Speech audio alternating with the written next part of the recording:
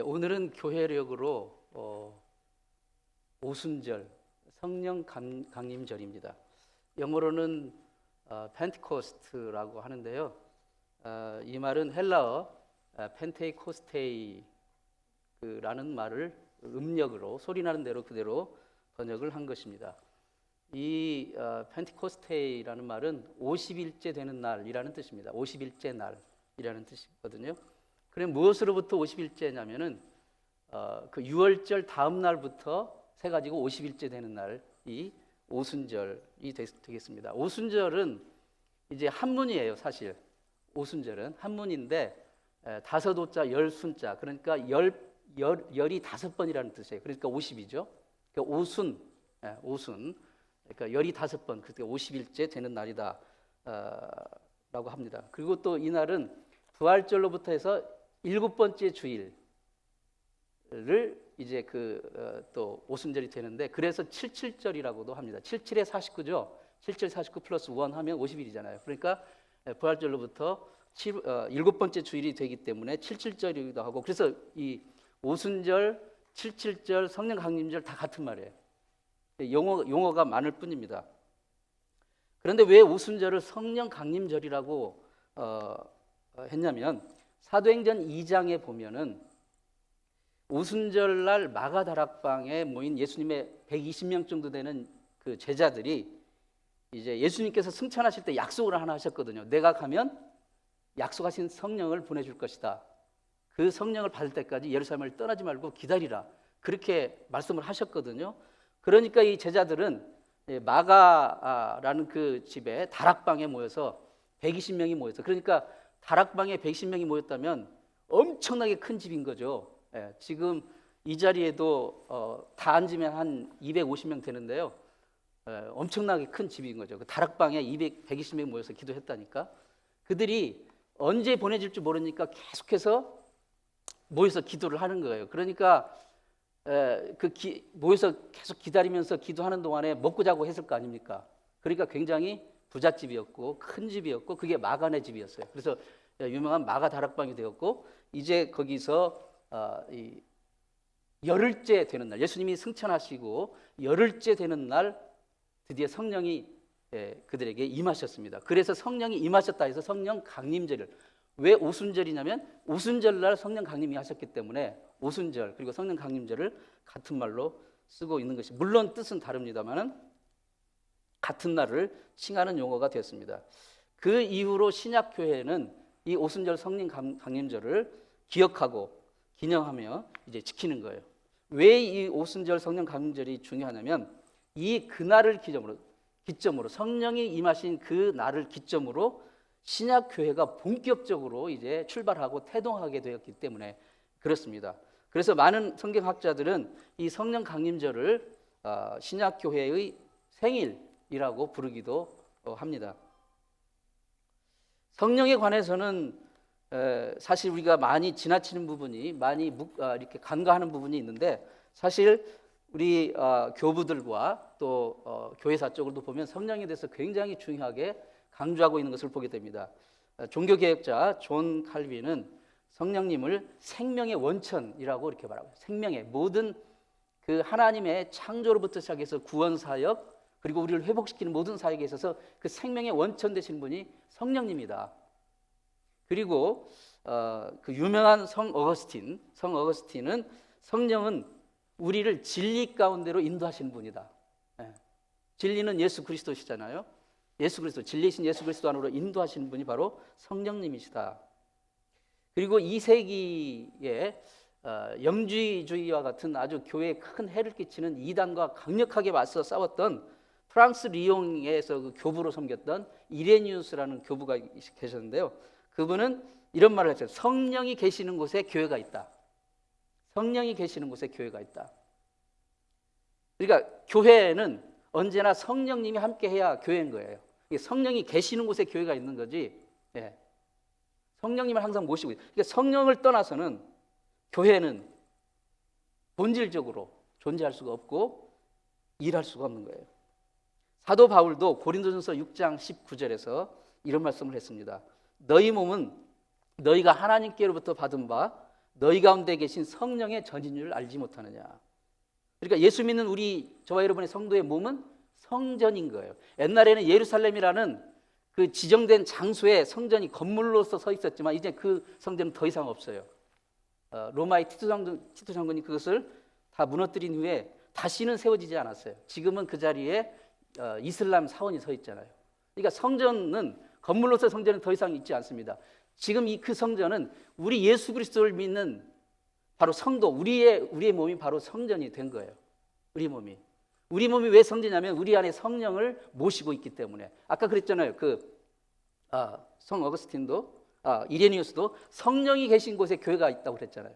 그러니까 우리가 성령을 모시고 있으니까 우리가 성전인 거예요. 우리가 성전인 거예요. 그것을 잊어서는 안 돼요. 그래서 이 성도의 삶은 성령님을 모시고 사는 삶입니다. 믿든지 못 믿든지 간에. 신앙생활은 성령의 인도와 감화와 감동과 능력을 힘입어서 사는 것이 신앙생활이라고 할 수가 있습니다. 성령이 우리에게 임하실 때, 성령에 우리가 사로잡힌 바 되고 인도받고 감동받을 때 우리의 삶이 어떻게 변화될 수 있을까요? 변화가 있습니다. 변화가 있어요. 그 서울 한강 하류에 가면 상암 월드컵 경기장이 있습니다. 혹시 가보신 분 있으십니까? 이제 그 한일 월드컵을 이제 겨냥해가지고 미리 거기다가 월드컵 경기장을 지는데 그 월드컵 경기장이 어디에 있냐면 난지도라는 섬에 있어요. 강 하류에. 근데 이 난지도는 원래 지금 그 화면에 보시는 것처럼 쓰레기 매립장이었습니다. 쓰레기 매립장. 서울의 쓰레기들이 다 모여요. 이곳에 모였어요. 서울이 1000만이잖아요. 그 사람들이 다 여기다가 쓰레기를 덤프하니까 쓰레기가 산처럼 되었던 그런. 그래서 과거에 난지도 하면 서울에서 가장 더럽고 냄새나고 악취가 나고 지저분한 그런 곳의 대명사였습니다. 그런데 원래 이 난지도는 그 이전에 그 근원을 걸어서 올라가 보면 정말 아름다운 곳이었습니다. 난지도라는 말 자체가 난초와 지초와 같은 아름다운 꽃이 피는 섬이다라는 뜻이에요. 난지도. 그래서 정말 아름다운 곳이에요. 온갖 철새들이 이제 거기 모이는 철새의 낙원이었고 도래지였고, 그러던 곳이 이제 서울이 이제 본격적으로 막 인구가 모여들면서 1960년대 70년대 되면서 서울에 인구가 모여들고 산업화, 도시화가 진행이 되면서 이제 그 쓰레기들이 늘어나잖아요. 그 쓰레기를 어디다 처분할 게 없으니까 그때 당시만 해도 지금 상암 월드컵 경기장 있는 그 부근에는 개발이 안 됐기 때문에 그냥 그대로 자연이었기 때문에 거기다가 쓰레기를 버리기 시작한 거예요. 그러다 보니까 이제 주체할 수 없이 이제 정말 골칫덩어리, 문제덩어리가 된 거죠. 더럽고 취하고 악취가 나는 곳, 온갖 질병과 범죄의 온상이 되는 곳, 사람들이 절대 가기 꺼려하는 곳이 됐던 거예요. 그런데 이제 한국이 월드컵을 유치하고 나서 월드컵 경기장을 지어야 되는데 묵색하다가 여기를 해야 되겠다 다시.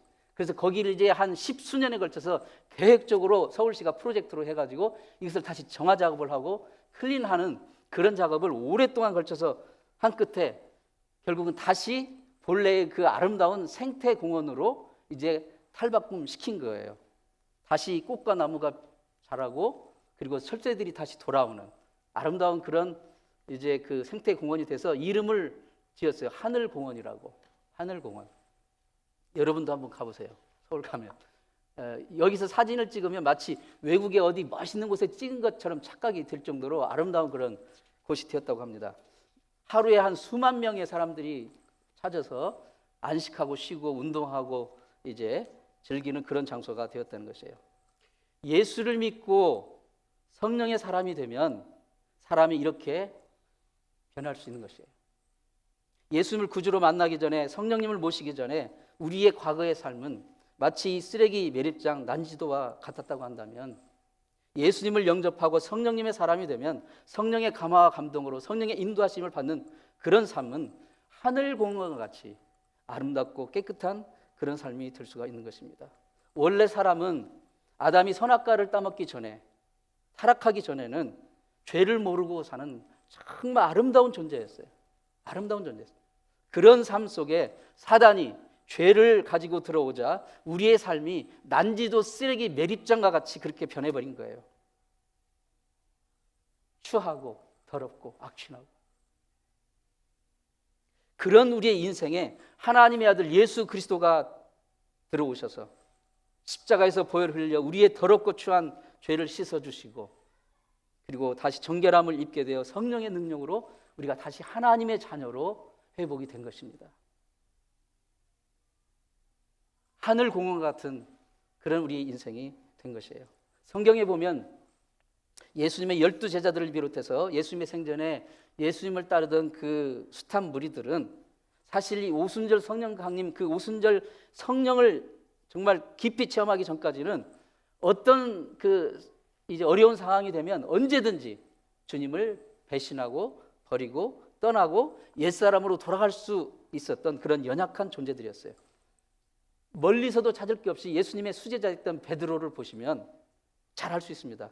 예수님을 가장 가까이서 섬겼고 따랐고 예수님의 크신 사랑을 받던 그 베드로도 예수님이 막상 십자가의 고난을 받으시는 그 상황이 되게 되자 그는 정말 다른 사람은 안 그럴 줄 알았는데 베드로가 제일 먼저 버리고 떠나더라고요.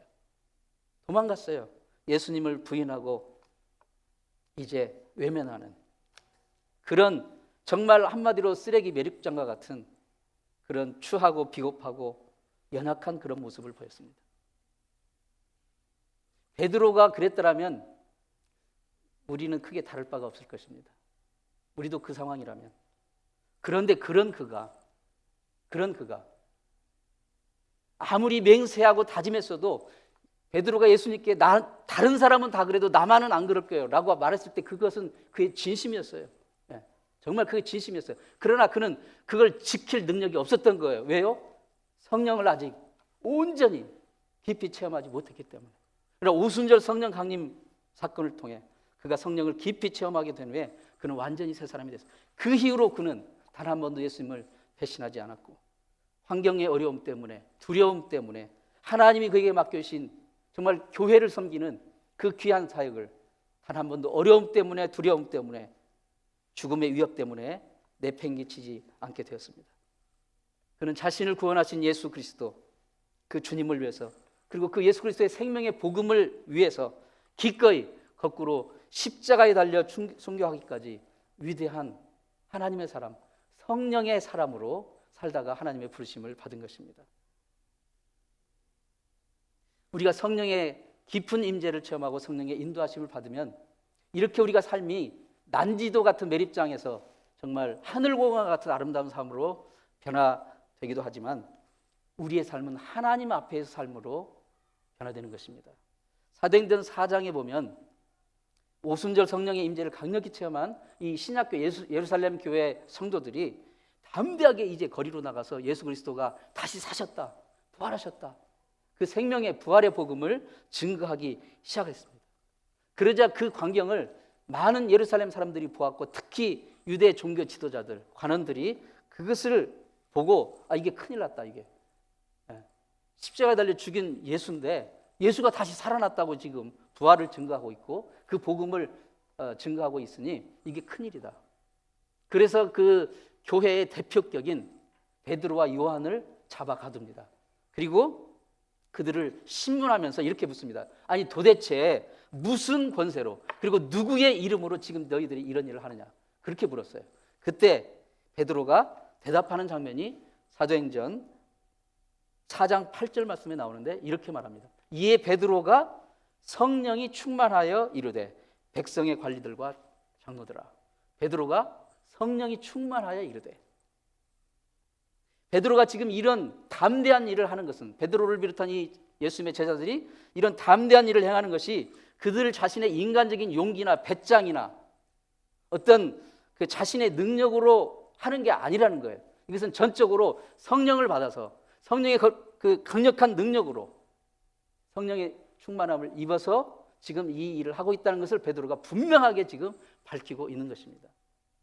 그러면서 베드로는 선포합니다. 다른 이로서는 구원받을 수 없나니 천하 사람 중에 구원을 받을 만한 다른 이름을 우리에게 주신 일이 없습니다. 이렇게 담대하게 선포하니까요, 그들이 뭐라고 할 말이 없는 거예요. 잡아는 왔는데 이 일을 못하게는 해야 되겠는데 할 말이 없어요. 강력하게 이렇게 선포를 하니까. 그러면서 그들이 뭐라고 하냐면, 다만 이제부터는 예수 이름으로 말하지 말고 예수 이름으로 이제 증거하지 말라. 그리고 경고를 하고 이제 내보냈어요. 그때 베드로가 뭐라고 응답을 하고 떠났냐면 19절에 하나님 앞에서, 같이 한번 읽습니다. 시작. 하나님 앞에서 너희 말을 듣는 것이 하나님의 말씀을 듣는 것보다 옳은가 판단하라. 여기서 지금 베드로는 하나님 앞에서라는 말을 쓰고 있어요. 성령의 충만함을 입고 성령의 인도함을 받게 되니 그 어려운 상황에서, 그 죽을 수도 있는 위협의 상황에서도 자신들이 누구냐? 자신들은 바로 하나님 앞에 살아가는 존재라는 것을 지금 드러내는 거예요. 여러분은 예수님을 자랑스럽게 드러내고 자랑하고 계십니까? 여러분 하나님 앞에 살아가는 존재임을 여러분 드러내고 계십니까?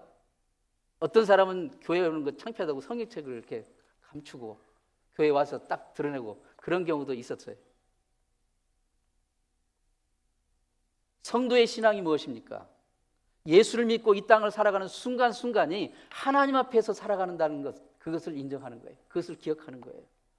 이것을 라틴어로, 신학 용어로 코람데오라고 합니다. 코람데오.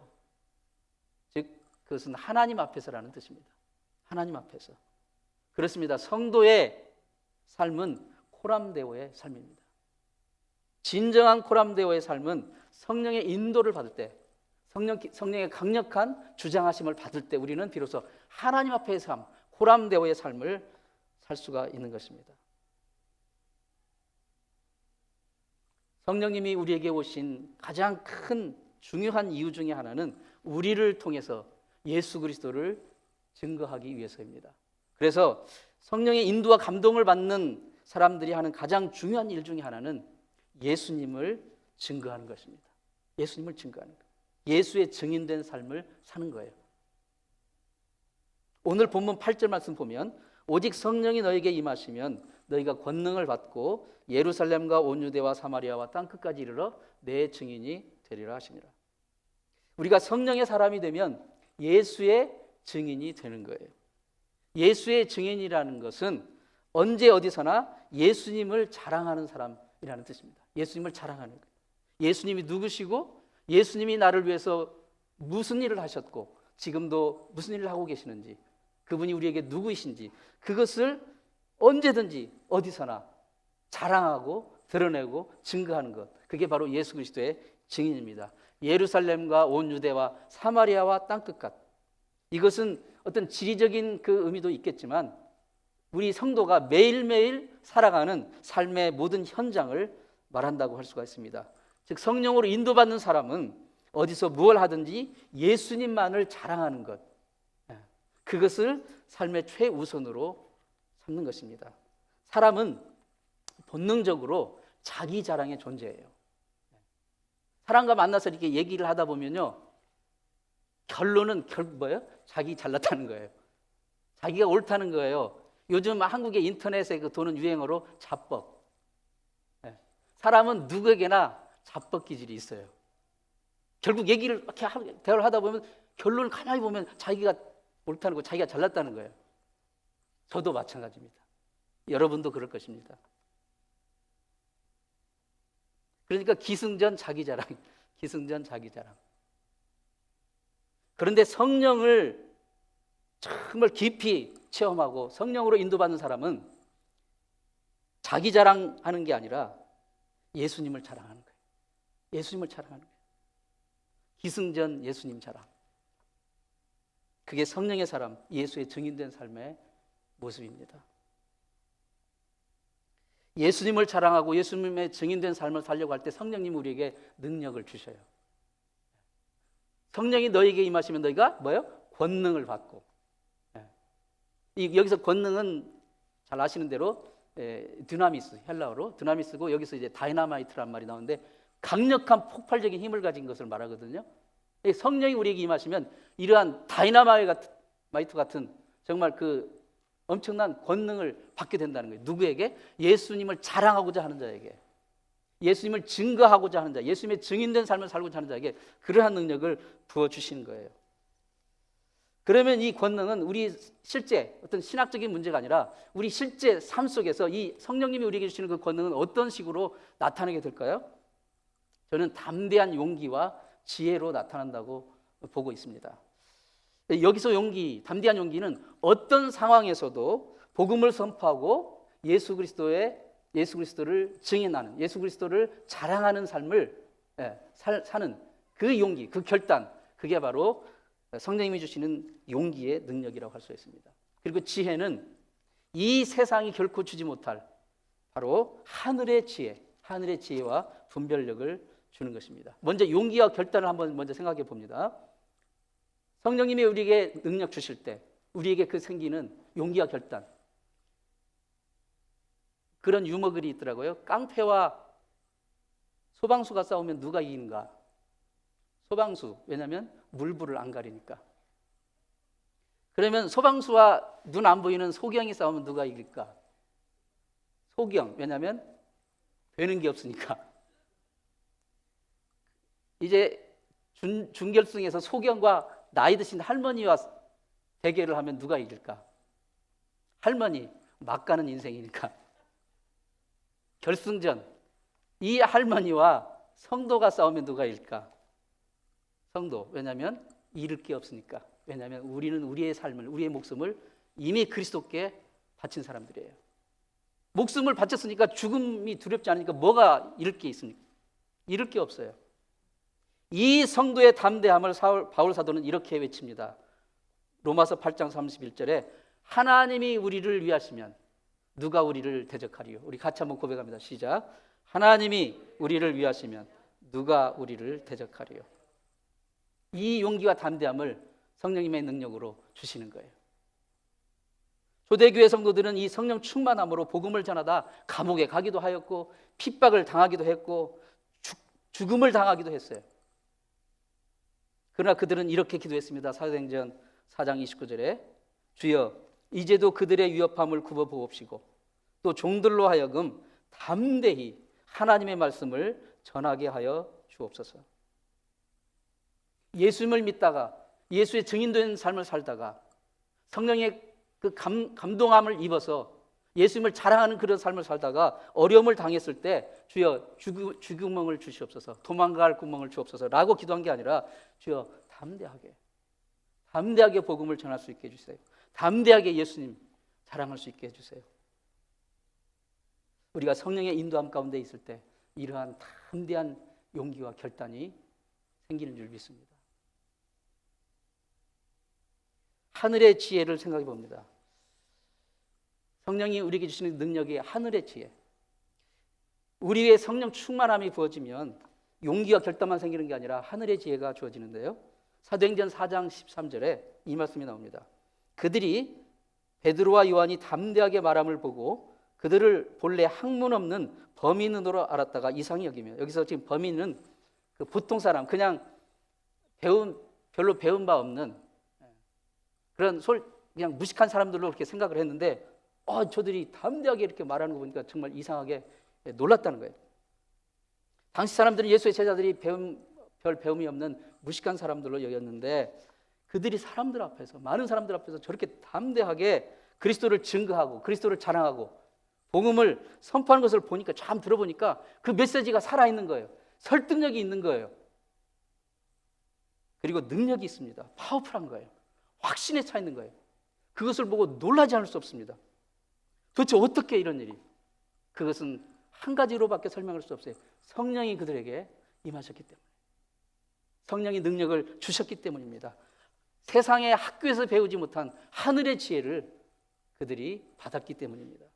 예수님의 12제자들 대부분은 거의 다 정식 학교도 가지 못한 그런 사람들이었어요. 하지만 그들은 결코 무식하지 않았습니다. 그들은 하늘의 지혜를 받은 자들이었습니다. 세상이 감히 줄 수 없는 하늘의 지혜를 받고 있었겠습니다. 우리 하나님의 백성들은, 성도들은 예수쟁이 무식하다 하는 소리를 들어서는 안 됩니다. 예수쟁이들 정말 막무가내다, 꽉 막혔다 그런 소리 들으면 안 됩니다. 정말 지혜로워야 됩니다. 근데 그 지혜가 우리가 세상에서 학교에서 배우는 지혜가 아니라 성령님이 우리에게 임하심으로 성령님이 부어주시는 그 하늘의 지혜, 그 지혜가 있어야 되는 것입니다. 그래서 우리가 정말 성경 열심히 읽고 공부해야 됩니다. 그리고 무엇보다도 성령의 정말 강력한 감화와 감동과 인도를 받아야 이 하늘의 지혜를 가지고 살아갈 수가 있는 거예요. 성도는 지혜로워야 됩니다.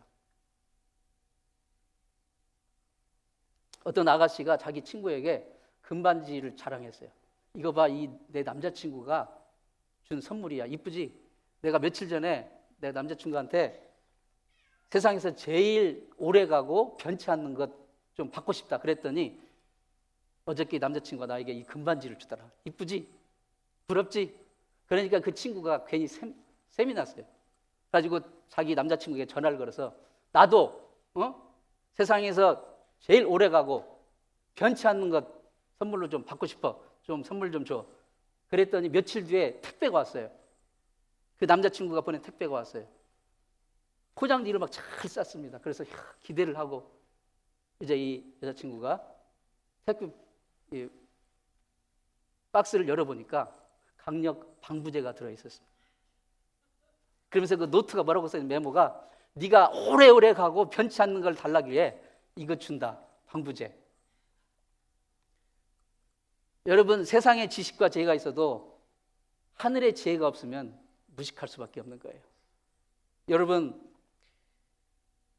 성도는 지혜를 가지고 살아야 됩니다. 이 지혜는 성령께서 우리에게 주십니다. 성령을 지혜의 영이라고 합니다.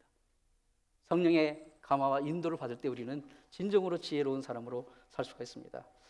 지금 우리가 살고 있는 세상이 어떤 모습입니까? 여러분, 정말 가슴이 너무 아픕니다. 옛날에 우리 자녀들 학교 보내면요, 세상에서 제일 안전한 곳이 학교였잖아요.